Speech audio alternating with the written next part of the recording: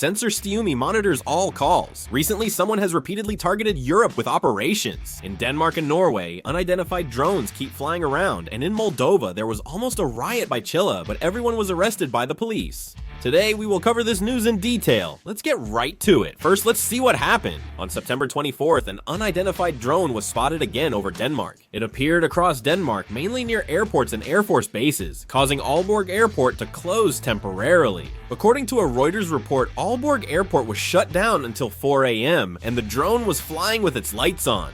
Aalborg Airport is Denmark's fourth largest, offering domestic and international flights. A total of 4 flights were affected by this incident, and a drone was also spotted near the Air Force base, so the Danish military is responding to the situation as well. Of course, the Danish police stated that the drone did not pose any threat to people. In fact, this is not the first time something like this has happened. On September 22, unidentified drones were also spotted in Copenhagen, the capital of Denmark, and Oslo, the capital of Norway, causing temporary airport shutdowns. Currently, it is still unknown who did this and why. Danish police haven't identified the drone's purpose or operator, nor confirmed if it was the same drone seen in Copenhagen on September 22. However, they found it had a similar pattern to the drone seen in Copenhagen. Russia's recent violations of European airspace with jets and drones are increasing anxiety across several countries. In fact, it seems that many European countries are pointing to Russia as being behind this drone incident. Mette Frederiksen, Denmark's prime minister, called the September 22 drone airspace intrusion a serious attack on the country's core infrastructure, not just a simple incident or confusion. She went on to point out that although it has not been clearly revealed whether Russia was directly involved, the possibility cannot be ruled out. Western security agencies are also expressing concerns about the situation that has been ongoing for the past few months. They warn that hybrid warfare, especially with Russia involved, is becoming more blatant and aggressive. This hybrid warfare includes not only physical acts of destruction, but also the spread of disinformation, covert espionage activities, and sophisticatedly designed cyber attacks. But the problem is that these kinds of activities are actually happening simultaneously all across Europe right now. This is no longer just a hypothesis, but a real threat causing tension across Europe. However, it is still unclear who is behind this drone incident. With no concrete evidence, only speculation remains rampant. However, many experts warn it's risky to dismiss this as just illegal drone activity. The war in Ukraine has dragged on for a long time. There's increasing speculation that Russia is expanding its hybrid tactics against Europe, NATO, and the European Union. Analysis indicates this incident may be part of Russia's ongoing strategy to increase tensions, not just a one-time event. While European countries still suspect Russia, Russia firmly denies all allegations. Vladimir Baramin, Russia's ambassador to Denmark, called attempts to tie the recent drone incident to Russia unfounded. He claimed NATO members are manipulating incidents to provoke a direct confrontation with Russia. Here, Dmitry Peskov, spokesperson for the Russian Kremlin, also spoke out. He emphasized that Russia always respects international norms and maintains a very responsible stance.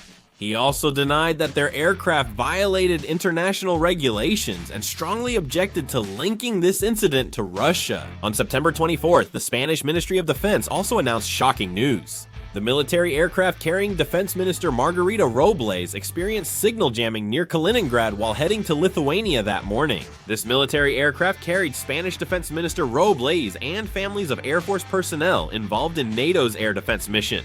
Someone deliberately jammed the signal to target the military aircraft. Meanwhile, I should mention Moldova, a small European country.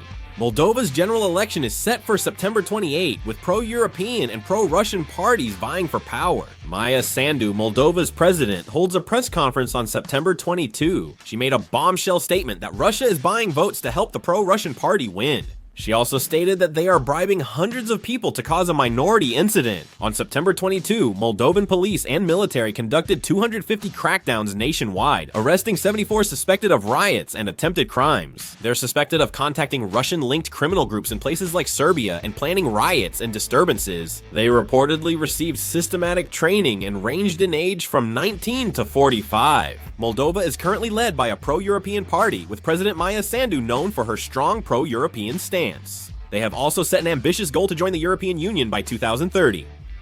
The problem is that they continue to have a conflictual relationship with Russia. One of the most important events is the general election on September 28. On September 28, Moldova will elect a new parliament with 101 seats. This election is also a crossroads, deciding whether the country will continue on the path toward joining the European Union or move closer to Russia. But in this case, there's evidence Russia tried to interfere in the election. Moldovan police caught them preparing to incite riots and attempting to overturn the election with fake governments and vote buying. Discussing Russia, which currently pays $250,000 monthly to those posting anti-government content on TikTok and Facebook. The problem is that this is actually working. According to a Reuters report, recent polls have predicted the ruling party's defeat. If the pro-Russian opposition wins, Moldova's plan to join the European Union will face significant setbacks, and as the pro-Russian opposition grows, Russia will be able to expand its influence even further into Moldova.